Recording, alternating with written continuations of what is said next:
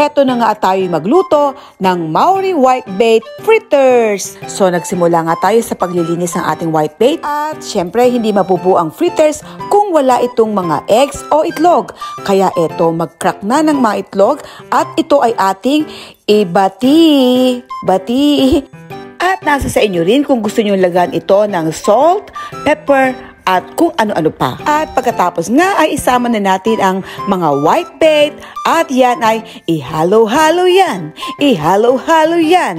And then lagyan na po natin ng butter ang pan. Nasa sa inyo kung butter or olive oil ang gamitin. So tapos ilagay na natin ang ating hinalong itlog at mga whitebaits. Antayin lang itong maging golden brown sa isang side at sa isang side. At pagkatapos ay isa pa.